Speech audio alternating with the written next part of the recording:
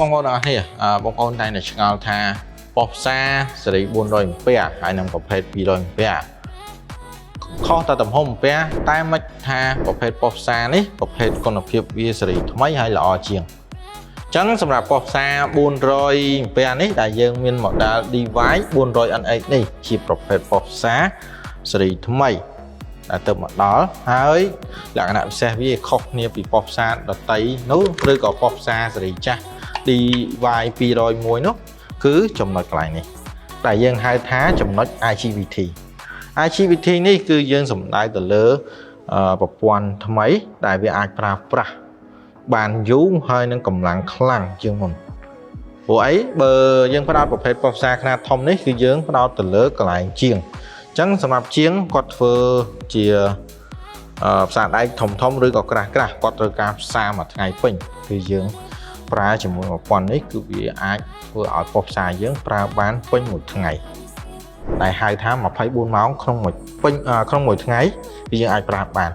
ហើយចំណុចលក្ខណៈពិសេសមួយទៀតនោះគឺចំណុចត្រង់នេះដែលយើងហៅថាកុងតាក់ VRD ចំណុចកន្លែងនេះគឺជាប្រភេទកុងតាក់ដើម្បីការពារកុំឲ្យឆក់អញ្ចឹងនៅពេលដែលយើងអត់ប្រើកុងតាក់នេះបងប្អូនធ្វើការតេស្តកន្លែងនេះហើយយើងដោតភ្លើងចុងយើងតេស្តយកអាប្រភេទគៀបវាស់អូមយកម៉ែត្រវាស់អូមវាស់កន្លែងនេះបងប្អូននឹងឃើញចន្លោះភ្លើងវារត់រហូតទៅដល់80គឺវាមានកម្លាំងខ្លាំងមែនតើអញ្ចឹងនៅពេលដែលបងប្អូនប្រើទៅលើចំណុចនេះគឺយើងបើក VRD នេះគឺវានឹងធ្វើការកាត់បន្ថយទៅលើភ្លើងកន្លែងនេះនៅសល់ត្រឹមតែ15តែប៉ុណ្ណោះដោយសារអីគឺវាធ្វើការកុំឲ្យប៉ោះការពារនៅពេលដែលភ្លើងនៅខាងបងប្អូនឡើងចុះព្រោះប្រភេទប៉ុបសានេះជាប្រភេទប៉ុបសា380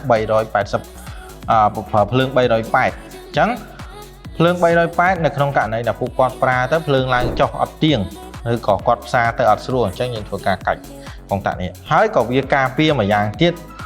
គឺវាធ្វើឲ្យការពារទៅលើការផ្សារនៅក្នុងករណីដែលដាច់ខ្សែឬក៏ឆ្លងឬក៏អីគឺវាធ្វើឲ្យមិនឆក់ដល់មនុស្សទេអញ្ចឹងលក្ខណៈពិសេសរបស់វាគឺមានពីរចំណុចហ្នឹងទី1គឺការពារកុំឲ្យឆក់ហើយនឹងចំណុចសំខាន់គឺយើងធ្វើការដំឡើងជាមួយនឹងប្រភេទប្រព័ន្ធ IGBT